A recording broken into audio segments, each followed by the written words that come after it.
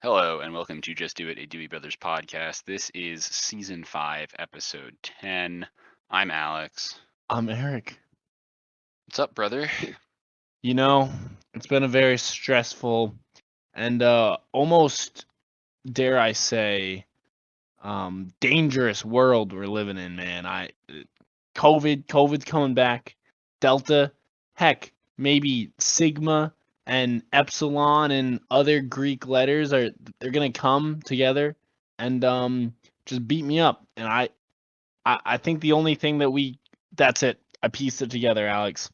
Well, I'm waiting for the double point where we have both a hurricane named Iota and a coronavirus strain named Iota. That's pretty good, but no, I realized why Greece is on fire, man. Why is Greece on fire? Is it because they turned the heat up too much? They were trying to kill the COVIDs. Oh, I thought they were trying to deep fry something. No. I mean, think about this. Delta variant. Delta is a Greek letter. Where do Greek letters come from? Not just math, but Greece. And you know how you kill viruses?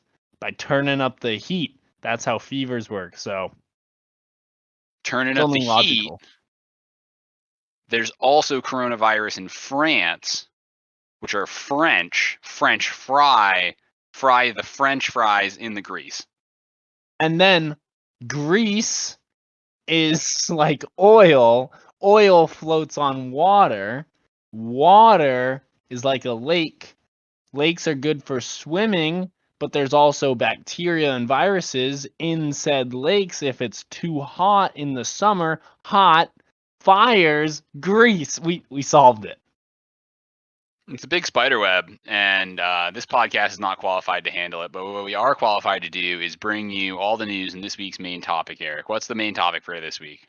Well, this is gonna be very topical and very, very uppity. This is fancy, okay? So listen up, Dewey platoon out there. That's right. We're no longer the army. We've been demoted. We're talking about tequila today. Oh, that is topical. Where do they make that tequila? Come on, are you really asking where they're making the Chaya tequila? It's a brainchild of Albert Berenson, the former president of Kahlua. So it is made from 100% blue agave at the Industrializadora de Agave San Isidro. Oh, I read that Berenstein Bears book where he starts the tequila plant in San Isidro. Yes. So it's yeah, I mean, it was a great book. It was a national bestseller, like all good books that come out, and But it's only in also a Trinidad gold. and Tobago, not in the United States. I think we should clarify that for our listeners. Do you know how Chaya Tequila got so big? How did Chaya tequila get so big?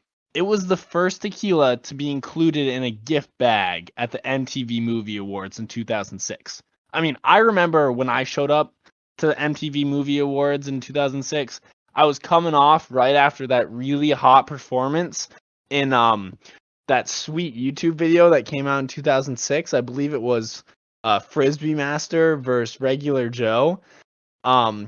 Well, I had I some think I hit just slam poetry re-uploaded that it. year, which is why I was also at the MTV Music Awards.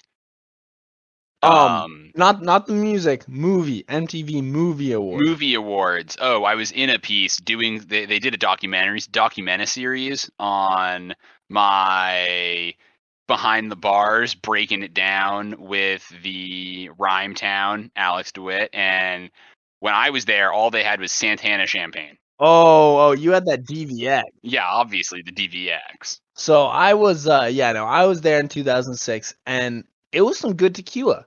I was ripe 7 years old, and they still gave it to me.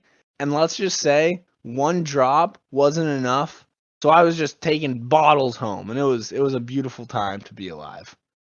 So, other than gift bags at MTV, what other heinous crimes is this tequila responsible for? So it actually exploded MTV because after that, MTV stopped doing movie awards and they focused solely on keeping up with the Kardashians. So I think they partied too hard. there are other golden medals that this won. So at the 2012 Olympics in London, it won gold in the men's 1500 freestyle. It actually also won in the Mexican Grand Armada Chugathon. I've never seen a bottle put away so many other bottles. I was impressed. The most recent accolade was actually the summer of 2021. That's right. This summer, it won platinum certified for its latest breaking hit, Tequila in the Sun, Sunrises of Tequila. And did you hear that song? Oh, Tequila in the Sun, Sunrises of Tequila. You mean the song of the summer of 2021? Exactly. I know I've been listening to it on repeat. Just it can't get out of my head. I mean, you got that sweet chorus.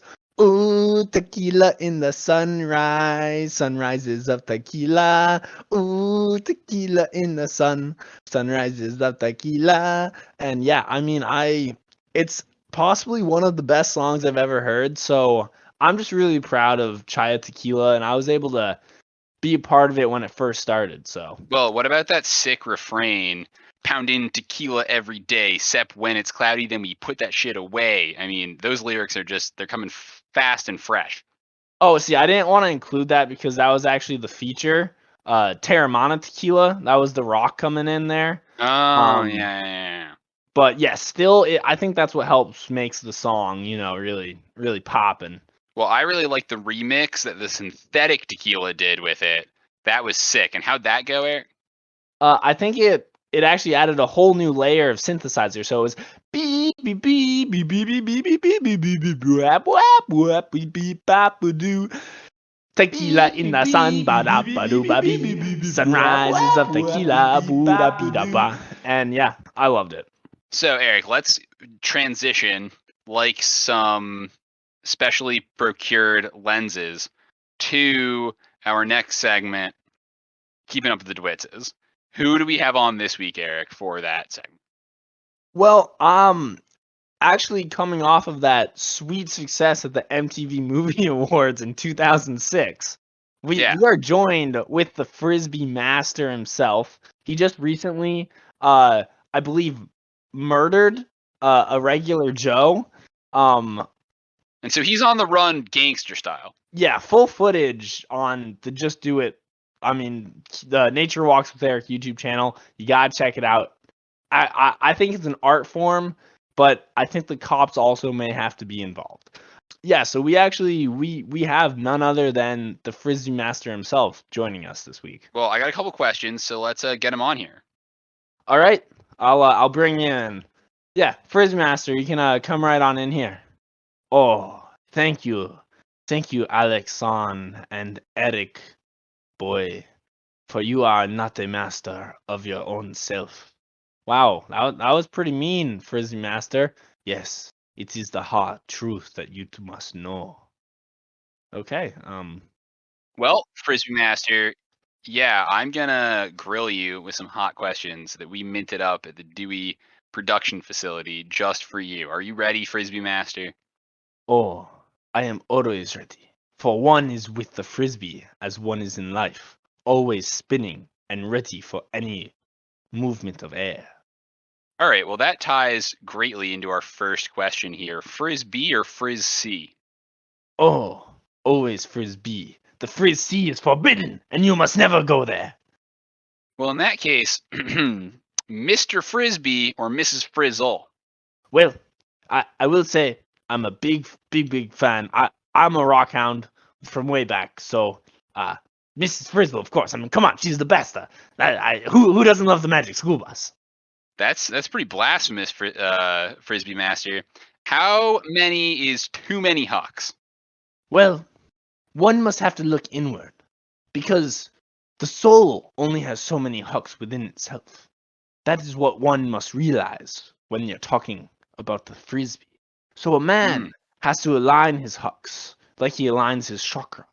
And you can't use up too many hucks, or else the elbow tendinitis will strike. Oh, very good point. We need to speed this up, though. So what stat should I put all of my key points into? Oh, well, that is Flicking, my good boy. The flick. Quality. Second thing to master after the disc. I suppose that the second thing to master is, well, the disc and then chugging. It's chugging. You have to master chugging. I thought chugging was a prerequisite to mastering the disc, but that's okay. How about this question? Ultimate Master or Disc Golf Master? There are two paths one may walk when attaining ultimate peace in the Frisbee world. So the answer is both and yet neither. Wow, that is profound. How about transportation or sanitation? Oh, that's sanitation. Dude, you gotta stay clean. Come on. A question that has tripped up many people on this podcast before, Frisbee Master: laptop or top ramen? Well, one is good for the soul, and one is good to reach the soul. So I must go with the third option, top hat. And how do we grapple with the political instability developing around the world? Is it the USA's place as a leading disc governing body to intervene on other nations' behalf? In 30 seconds or less, describe when a disc intervention is and isn't appropriate in 2021. Well, you see, the real question is in 2021. Because as a long-standing tradition of my temple, we believe to not interfere with the land of the mortals and, the disc droppers. We are much more elevated than that, but we see this instability and this terror that plagues us as time. The world is changing, and we must change with it. Our traditions must be adjourned in order to truly make the disc prosper. So, everyone knows in the next coming months, we will be going out and taking out many more regular Joes with our disc skills, because that is what we have to do for the sanctity of the disc and for the Frisbee world as a whole. Eric, you need to cut this guy off really quickly here. He's going a little crazy. Yeah, he's rambling. He's getting a little tyranny. I think he's gonna be the next villain in a Marvel movie. So yeah, sorry, Frisbee Master. The cops are on their way. Oh, not the cops. Oh, I can't believe that you've tricked me into coming. No, I didn't trick you. They anonymous tip for some reason. Oh, I see. I know that you are a good man, Eric boy. All right, okay. You can, yeah. I mean, just keep calling me that. Fine, it's okay. But yeah, you gotta go. I know the cops don't believe the way of the disc, and they won't let me off due to religious practices as a way to get out of the murder. Well, yeah, just get out of here, You need to stop incriminating yourself and run faster. He's gone. He jumped out the window and sort of turned into a disc and flew away. That is a power I wish I had. Yeah, I think that's impressive. Yeah, so with that out of the way, that was kind of wacky. Yeah, I mean, if the disc doesn't fit, you do have to acquit. But he definitely killed that guy, right? I mean, I saw it. There's video evidence on our channel. It was wild before right as we were doing this interview. He just poured 4 light beers into a disc and started chugging it. While you were asking each question, he finished an entire disc. It was quite impressive. That's really impressive. I hear that is how you keep your Frisbee physique. It is. I mean, if you don't have a beer gut, easily 6 times the size of your head, I don't think you're a master. Well, you're out of balance for sure. All right, well, let's get on to answering some of the questions from the internet. I don't know how many we have this week. Probably not very many. I see just one. Do you have any extra questions from the internet? You can do one. I believe there's one unanswered on one of our podcasts that I'll just have to, go find really quick. All right, well, you're doing that. I will ask this question. It says, "Hey guys, it's Steve here. My fang is all sorts of schwade. My lawn care routine was ding-dong doodled by Seth. Do you know how I can get back at my neighbor? I have time while he's on vacation in Galatia at the chili tasting this week to prank him. Thanks for being the best podcast out there, Steve." Man, Steve, I am so sad and disgruntled to hear that your neighbor Seth could have done that to your garden. I mean your lawn. A man's lawn is like a man's job. You know, if something doesn't happen right, if something goes terribly wrong, your entire life could be ruined. I mean, boom, 401k gone. Boom, termites go into your house and destroy everything because your lawn is unkempt. If a man's house is his castle, his lawn is his castle wall, which is integral to the defense of the castle. I can't believe someone would stoop so low to, mess up somebody else's lawn care routine. I mean, that's despicable. And whoever gave him that idea is just as deplorable in my opinion, because I've dealt with Seth before in the past, and I have a feeling he couldn't have done this by himself. Exactly. Whoever he got that idea from, I mean, wow, those are some sick people, Eric, and the cops should really go after them instead of the Frisbee Master. Absolutely, yeah. No, crimes to society. Well, I've been thinking about this, and where exactly did he go on vacation to? Galatia, the no longer existing previous Greek place. Oh yes. Well, I believe that is burned down and is now the city lost in the ash of Galatia, and some guy went through and rampaged drunkenly or something. Yeah. Yeah, anyway, Gorbius. It was Gorbius. Gorbius was over there, and so it's at the Gorbius International Chili Chugging Competition, and obviously Seth wanted to go check that out because it's a good vacation, good time. So we know Seth likes chilies, and obviously that means he's a spicy kind of guy, right? Oh yeah, I mean Seth likes his chilies, Eric, from no spice all the way to, yeah, you got this right, mild. So pretty spicy guy. So this guy loves his spice. Steve, I got the perfect thing to do. You're gonna enter his home, like I know we've told you to do in the past, so obviously that's not a problem. And you're going to replace all of his spices with something even worse. Something That's right, something so way spicy, spicier. so just visceral. Something that will like burn him and maybe cause irreparable damage. I won't say that, but I say you should put in. I know what you're talking about, Eric. Paprika, the Oh my spiciest of spices. no, dude, paprika will burn his house down, just like Galatia was after Gorbius came to town. Alex, I mean, as a nice, strong white man, salt and pepper is a little too spicy for me That's already. true. That's true. If you're trying to put paprika in this man's dishes, he might explode. I don't want that on my hands. All right. You talk me out of it. Instead of paprika, what should we recommend that Steve swap out all the spices for in Seth's kitchen? Black pepper, dude. It's the spiciest thing I can think of that won't kill him. Oh yeah, definitely. So I think that's it. That's what we got to recommend. Eric, are there any other questions for us to answer? Well, yeah, this is quite interesting. So, this person I see, love your podcast, Dewey Brothers. Where can a man get some freshly fried schnitzel? No, I don't want schnitzel. I want some good Greek schnitzel. Thanks from the man with the twisted back, Scoliosios. Oh, Scoliosios. He's looking for some schnitzel. Yeah, he wants traditional Greek schnitzel. Traditional Greek schnitzel. So wow, we are very Greek heavy in this podcast, aren't we? I think entirely accidentally it just happened like that. I know. Who would have thought? Who would have thought? Well, I mean, they are visible from space because of all the fire. So yeah, something like that. But which you can use to cook your schnitzel.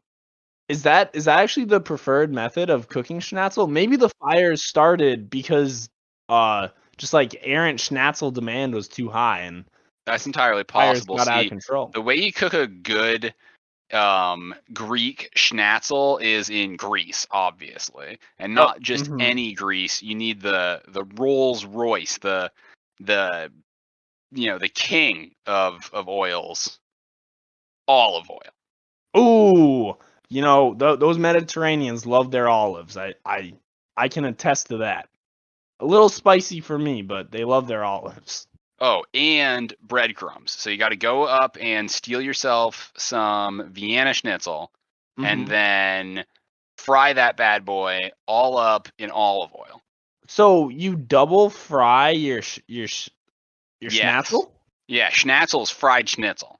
Oh, that makes And not the a lot of Parisian sense. schnitzel. We don't like that stuff. We only like Well, Vienna that's schnitzel. yeah, it's got to be a good, Yeah, gotta be a good strong, Wiener schnitzel. tasty Wiener Schnitzel. Right.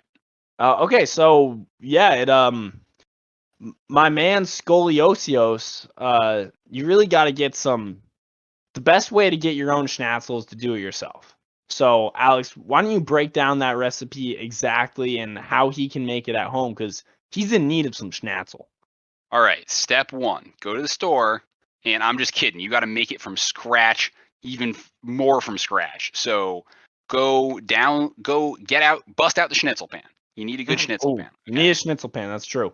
Yep. Then you're gonna go get yourself some of that sweet, sweet veal or pork if veal is too pricey for you. Make sure Mhm. it's real thin. Add the breading and the flour, the egg and the flour and the breadcrumbs. Okay. You need the breadcrumbs. We don't support the Parisians out here. Exactly. Fry that bad boy in some sort of Canada oil, low acid. Okay. Right in Then that schnitzel pan. It has to so be a it's got to schnitzel be in a pan. big schnitzel pan. The schnitzel pan's got to be, it's got to have a big pan in order to get the good fry action. Then empty out the schnitzel pan and go get a schnitzel pan. You need a Okay, schnitzel now the pan. schnitzel pan is like a schnitzel pan but square. Oh, you see, that's where the comes from, is the Exactly. square. It's You just as know? deep but square. And then you're going to take your once fried schnitzel and turn it into twice fried schnitzel by adding a bunch of basil olive oil. The basil is important. And then fry those bad boys until they're extra crispy. And then boom, the perfect homemade schnitzel right there. Exactly. And you got to beer batter them too, because that's the Greek way. I don't think they do, but You beer I think batter the you previously cooked schnitzel. I think you leave the schnitzel out for a few days and let it dry and get all the good Greek juices up in there. Maybe that nice Yeah. smoky smell. No, well, you get all the smoke come in from the air outside. Yeah, Before okay, it's that's it. produced. Yeah. All right, Alex. That's all the questions I could find. All right, Eric. Let's thank our sponsors for this week's podcast. You're right. I would have to thank none other than Charlie whatever that tequila was, and they're 100% agave. We got to thank the agave plants this week. Boom, agave everywhere. Grow it, and you too can have VMA quality tequila. This just in, we could have done it without them. All right. Someone who is integral to this podcast, though, Eric, is the Frisbee Master. Long may he stay on the lam. Oh, I believe you have beckoned to me once more. No, Frisbee Master, go, get. The concert's still coming. Go, boy, go. Man, he's like a crazed dog or something. This podcast is also brought to you by high quality Greek olive oil, now on fire. And of course, we couldn't have done it without homegrown hops. Come on and get your own homegrown hops today. That's right. Oh my God, they've been harvested, Alex. The homegrown hops are gone. They've been cut down. Where Oh did they go? no. Next week on Just Do It Brothers, the case of the missing hops, because everyone loves true crime podcasts. This podcast is brought to you by pepper, the spiciest of all the spices. And if you really want to spice up your water, try tap water. Twice as spicy. As always, this podcast just takes the big rosé money, which is why you should go enjoy a heaping glass of the biggest rosé. Oops, all grits at all wine stores near you. This podcast has financial support from that smash summer hit, All Tequila, something, something. It's Tequila in the Sun, Sunrises of Tequila. And that has been season 5, episode 10 of Just Do It, That's Brothers podcast. Thank you for potting with me, Eric. Thank you for having to deal with this edit, because I know you're going to make it clean, because everyone out there, this man horrible. That's getting edited out, isn't it? Oh, big time. So get your sendo visions, and for the love of God, man, Just send it. Tequila in the sun, sunrises of tequila. I'm pretty sure I changed the beat and now we're here.